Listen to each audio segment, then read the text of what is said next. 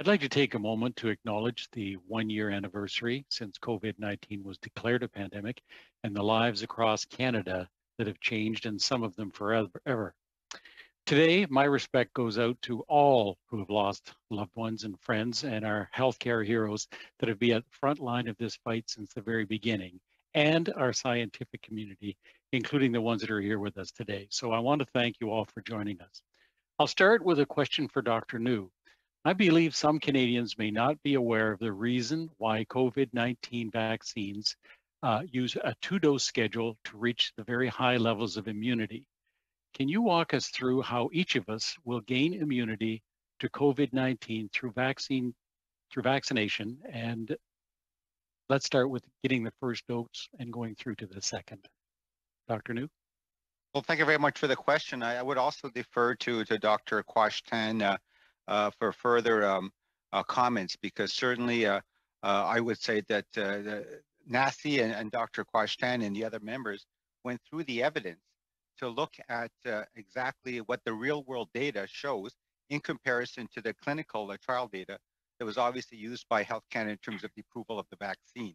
And based on the very good evidence that was presented, for example, even Canadian evidence, what happened in British Columbia and in Quebec in terms of a high level of protection, even after one dose, to the residents in long-term care facilities. And the fact that based on the principles of vaccinology and immunology, we know that immunity just doesn't just drop right off after a few months. And certainly there's been no evidence from other experiences in other countries that that has been the case. That's why, and certainly I would defer to Dr. Quashtan, they came out with the recommendation that the interval could be extended up to 4 months. But as Dr. Quashtan has said, I think that it doesn't mean that every Canadian who will get the first dose will have to wait exactly 4 months. It all depends on terms of the shifting of supply, because obviously we're anticipating getting many more millions of doses into the second quarter and beyond.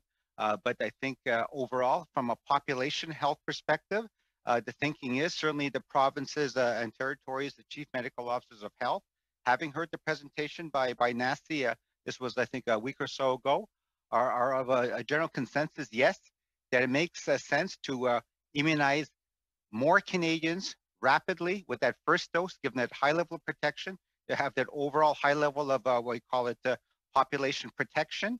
And then certainly as the doses come in a more sort of a greater quantity, that they would be able to give that second dose. So that, I think, is the overall end result in terms of how the provinces and territories are taking the NACI advice, and obviously within their own context, operationalizing it to the maximum benefit of their populations.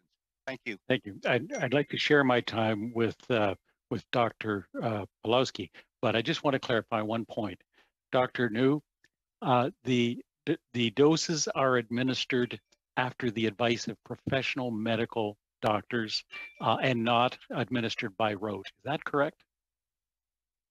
Well, at the end of the day, yes, giving a vaccination is a sort of a clinical medical decision.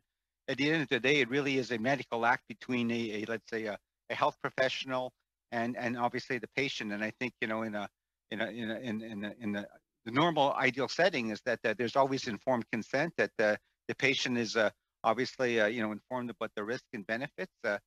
That's sort of an individual interaction between a physician or a healthcare provider and the patient.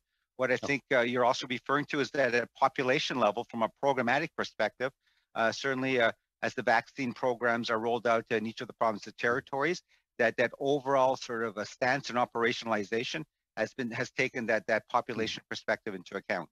Thank you.